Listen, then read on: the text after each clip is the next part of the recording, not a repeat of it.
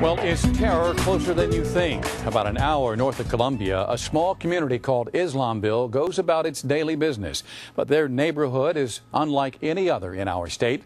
They have no elected leaders. Instead, they answer to a man who lives in Pakistan, a man a law enforcement report says is a terrorist. Tonight, in an On Your Side investigation, we travel to Islamville in an effort to get answers. You know, it's not a location that we sit back and absolutely ignore. York County Sheriff Bruce Bryant is talking about this 34-acre site called Islamville, a self-contained Islamic community. All of the residents here accept this man as their ultimate leader, Sheikh Mubarak Ali Jilani. This 2006 law enforcement report was produced by the Regional Organized Crime Information Center. The center is funded by the U.S. Justice Department. The report says Jilani is known as an international terrorist and is the leader of the terrorist group called Jamaat al-Fuqra. The report also says Jilani is the leader of 7 covert paramilitary training compounds in the U.S., with one of those in York County. I know there's a lot of people that has great concerns about this compound, but you know, the Constitution of the United States certainly protects them and their right to be there. And, you know, we have to abide by that. But it doesn't stop there. The classified report says Jilani has at least 28 other suspected communes in the U.S., all operating under the name Muslims of America. The report says they have more than 3,000 members spread out across the country, and that at least a dozen members have been convicted of terrorist activities, including conspiracy to commit murder, fire bombings, and gun smuggling. I think most of the people that are part of Sheikh Jilani's total structure are unaware of the very intense terrorist connections that Muslims of America has had in the United States for the past quarter of a century. Martin Moyer is president of the Christian Action Network. His organization has been investigating Jilani for the past 3 years. During his research, he obtained this tape. It's called the Soldiers of Allah video. On it, Jilani says Muslims must learn to defend themselves. Life is becoming more hard for Muslims. Therefore, every Muslim man and woman should learn to defend himself or herself. We are establishing training camps. And he says, you can reach me to join this organization by contacting our members in South Carolina.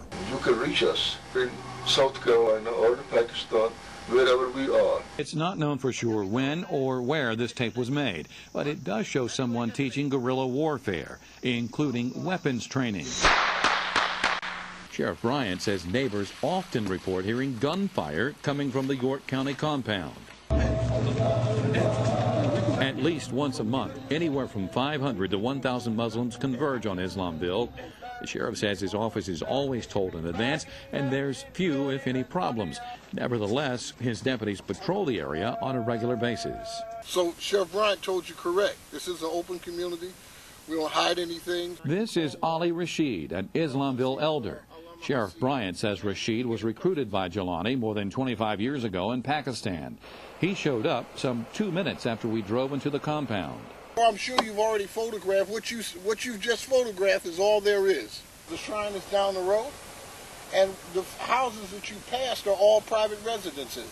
There's not anything else going on besides we have, you know, 5 or 6 residences down here, and that's it. When we asked Rashid for an interview, he declined, saying the Muslims of America leaders didn't want him talking with the media.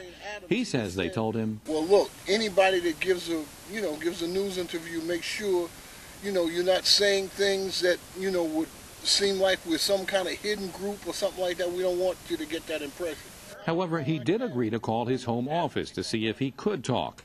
A few minutes later, he came back, and again the answer was no. But when I asked Rashid about possible terrorist ties with Sheikh Jilani, he did tell me this. We're not listed as terrorists. Sheikh Jilani is not a terrorist, so we don't have no problem.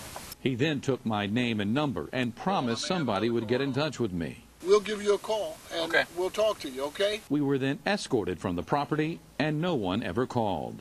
Obviously, law enforcement has been concerned about Islamville since its existence. These people drive school buses here, in this county. They work in our hospitals. But the sheriff's biggest worry has to do where Islamville is located. According to the 2006 law enforcement report, Jelani opened his compounds near significant infrastructure targets. Islamville is less than 5 miles away from the Catawba nuclear facility. Is that a concern? Absolutely. Those are the type things that the reason that we have these folks on our radar, and the reason that we try to keep up what's going on out there. 3 hours after leaving Islamville, we went back, this time, though, staying outside the compound. Within seconds, however, we were approached by Jelani followers with more on the way. How long have you lived here? Just all my life. Born and raised. Been out in the schools in New York. We live just like our neighbors live. We don't bother anyone. We're very friendly people. We go out and we work and we make an honest living, and we just believe in our beliefs. These people don't believe like I believe. And if it is true what the national media and what we hear about the Muslim beliefs and the jihadists and the terrorists and all that tend to do this country harm, I would be foolish to sit here and tell you it doesn't concern me. Absolutely, it concerns me. And, you know, I know there's people that would like to see us go out there and shut them down.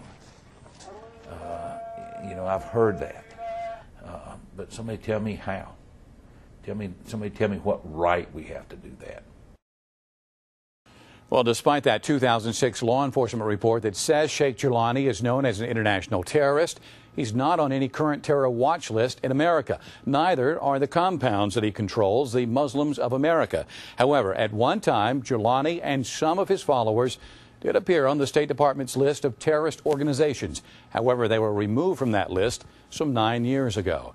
As far as who's living at Islamville now, more than 100 people stayed at the York County site 2 years ago, but that number is now down to around 50. The FBI is very aware of Sheikh Jelani and the York County site, but they would not talk to us for our story. We did, however, contact the Islamic Center of Columbia about Sheikh Jelani and talked with an assistant there named Abdul Malik.